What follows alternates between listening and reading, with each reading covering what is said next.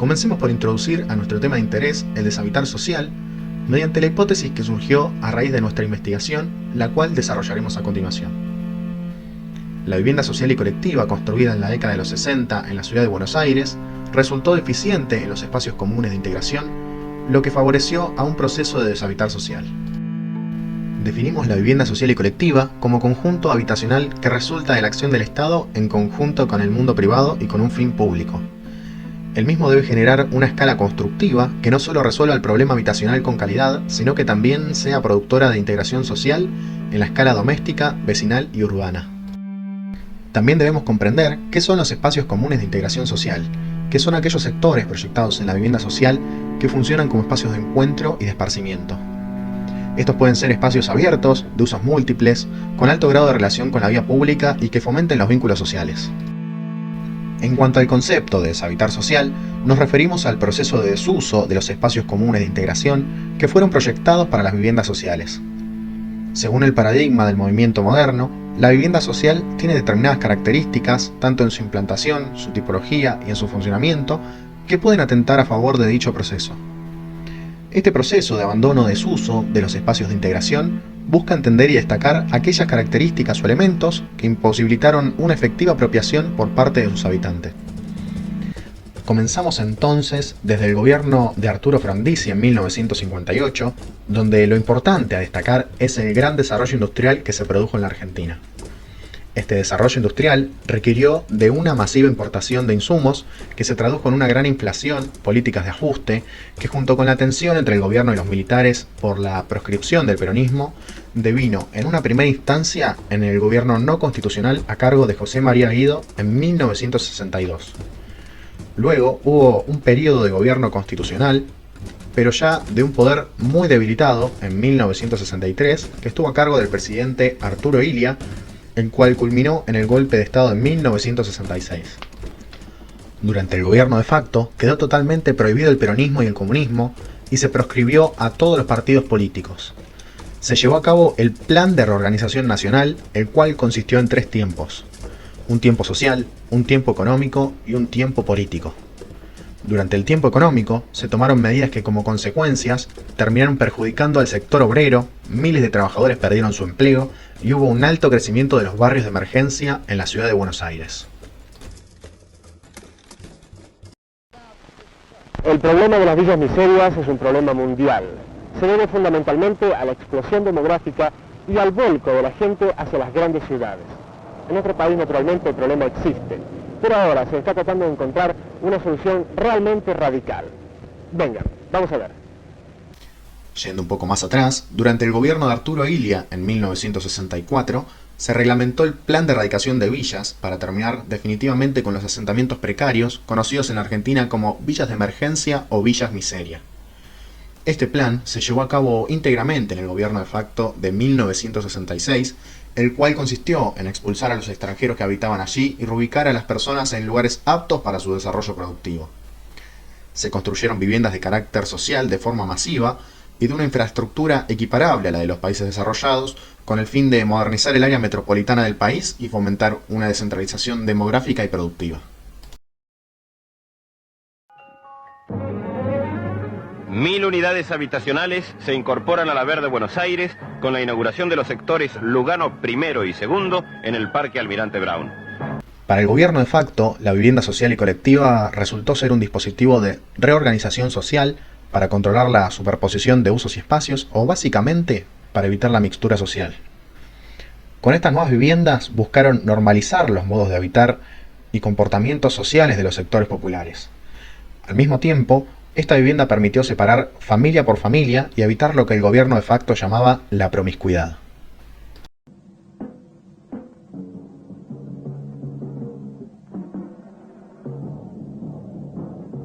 En este cortometraje, la cámara se adentra en uno de los barrios informales en los márgenes de la ciudad de Buenos Aires en el año 1958. Se puede observar cómo el director logró documentar el contexto de estos barrios, su escala, su materialidad, sus carencias, como también algunas costumbres, roles y oficios, formas de relacionarse con el vecino, con su espacio y con su casa. Estas familias pertenecieron al sector de la sociedad al cual el Estado destinó la producción de viviendas sociales y colectivas. Pero ahora bien, ¿qué es el habitar? Según Joan y Palasma, el habitar es un intercambio en cuanto el habitante se sitúa en el espacio y el espacio se sitúa en la conciencia del habitante. El habitar es una extensión en cuanto a ese lugar se convierta en una exteriorización y en una extensión de su ser, tanto desde el punto de vista mental como desde el punto de vista físico. A partir de la contextualización y los conceptos analizados anteriormente, proponemos las siguientes preguntas que nos llevan a la reflexión. ¿Cómo responde la arquitectura de la vivienda social a esta problemática? ¿Cómo propone solucionar los espacios compartidos de integración? ¿Son favorables para la conformación de una comunidad? A continuación, haremos un análisis por diferentes casos de estudio de viviendas sociales latinoamericanas y contemporáneas, con el fin de observar y destacar las diferentes propuestas para el habitar social en cada uno de los proyectos. Este primer caso se trata del conjunto habitacional Matabiel, situado en Santiago de Chile. El mismo constituyó uno de los primeros esfuerzos en responder a una política de renovación de los barrios históricos y céntricos de Santiago. Este proyecto fue construido dentro de un marco de desarrollo de las denominadas viviendas económicas, promovidas por el Estado chileno, las cuales buscaban responder a las necesidades de las clases bajas y medias. Este caso en particular surge de un concurso público y fue dirigida a los empleados del Banco del Estado de Chile, fundado a mediados de la década del 50. Estamos sentados en este lugar precisamente, si podéis enfocar ahí, y el fotógrafo estaba allá. Y nosotros miramos en esa dirección. Los recuerdos igual están como vivos, porque fueron tan a fuego.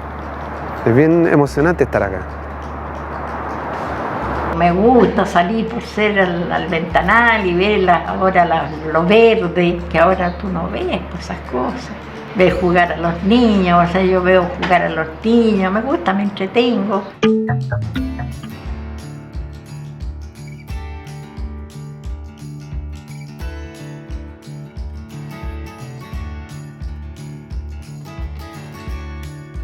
Todos los años todos nos bañamos ahí, los grandes y los chicos. Entonces los chiquillos salían de la piscina y se tiraban todos al pasto. ¿Qué importancia crees que tienen los espacios comunes?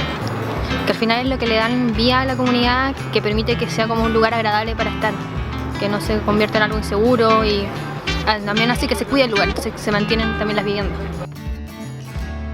Como vimos en este caso, podemos destacar cómo con su propuesta de habitar logró insertarse en el entorno barrial, ya sea por su escala, su inserción en la trama urbana y fundamentalmente por el zócalo público del conjunto, conformado por los locales comerciales y espacios verdes, los cuales permitieron una relación de integración directa con su entorno inmediato.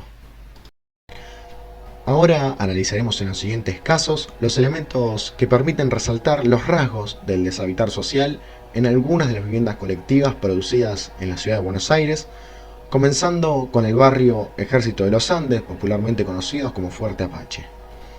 En él observaremos la falta de espacios de integración social en los bordes del conjunto, producida en principio por la escala contrastante en relación a su entorno barrial y la implantación urbana en total disidencia con el tejido urbano existente. Estamos entrando al barrio, miren, acá lo primero que tenés en la entrada, ¿cómo se divide el barrio? ¿Cómo es la estructura del barrio? Tipo, ¿ese edificio tiene un nombre? Claro, digamos, los edificios altos se llaman nudos, que son un grupo de 3 torres de 10 pisos. Bien. Y después tenés los edificios bajos que se llaman tira, que esos ya son de 3. Perfecto. Tenés 13 nudos, que en realidad quedaron 11, porque demolieron 2. Y después tenés, bueno, tiras debe tener como 50.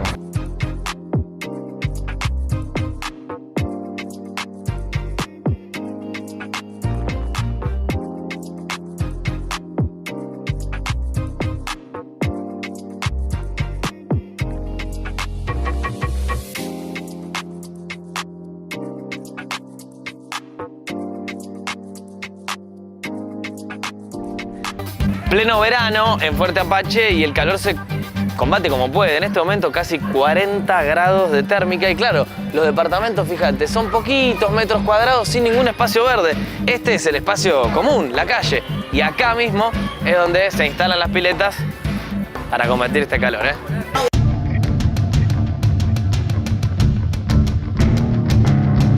Existe mucha pobreza, es real, hay mucha pobreza, hay mucha falta de posibilidades acá. Es vivir en un lugar, nosotros decimos que es como una ciudad aparte del país, así lo siente el que vive acá. Vive en una ciudad El conjunto aparte. de viviendas colectivas Lugano 1 y 2 se divide en monoblocks de 14 pisos de altura, como decían en la propaganda del gobierno, un edificio de escalas colosales, el cual fue implantado en terrenos antes anegadizos en el barrio de Lugano. Podemos observar en su implantación una escala disruptiva respecto a su entorno barrial, en donde el salto de escala edilicia es altamente contrastante. Se evidencia también que el edificio fue implantado bajo los lineamientos modernistas, en donde el zócalo del edificio terminó generando una separación en altura entre la vía pública y el espacio de apropiación de la vivienda. Los límites proyectados de dicho conjunto enfatizaron aún más el concepto de deshabitar social, en donde los elementos nombrados anteriormente como la escala y el zócalo del edificio generaron una separación de su integración barrial. Entendemos que este conjunto atraviesa nuestro recorte temporal, ya que el comienzo de su construcción fue en 1957 y luego fue retomada en 1975, concluida por el segundo gobierno de facto, el cual no nos detendremos a desarrollar. El conjunto Luis Piedrabuena, como relata en el cortometraje Implantación, fue construido en un espacio verde, virgen, deshabitado, donde no había personas ni animales y en donde podemos observar características similares de implantación a las del conjunto Lugano 1 y 2. Para comenzar, también observamos una escala disruptiva con el entorno barrial, ya que dichos monoblocks se elevan a 12 pisos de altura. El zócalo del conjunto edilicio también se eleva y se diferencia del nivel de la vía pública bajo los conceptos modernistas, reflejando nuevamente dicho proceso de deshabitar social.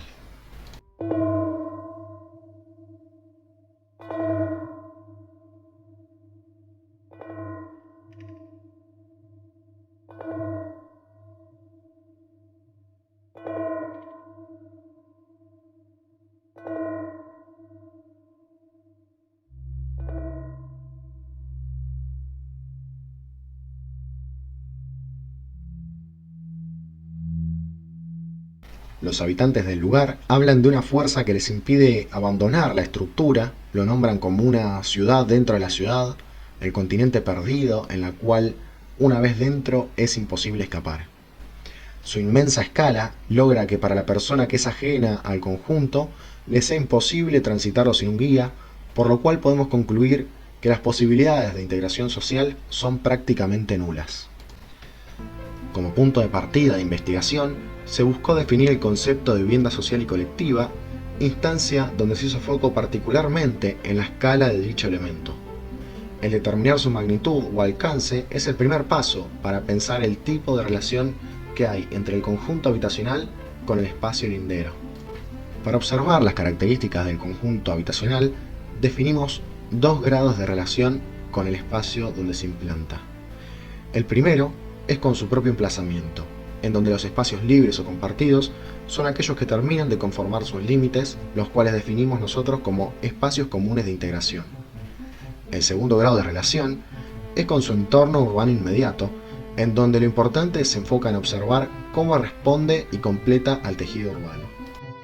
Ahora bien, al haber realizado un análisis de los casos de estudio y observar cómo estos respondieron desde su escala constructiva a la conformación de espacios comunes de integración, podemos evaluar su calidad arquitectónica y su capacidad de integración social.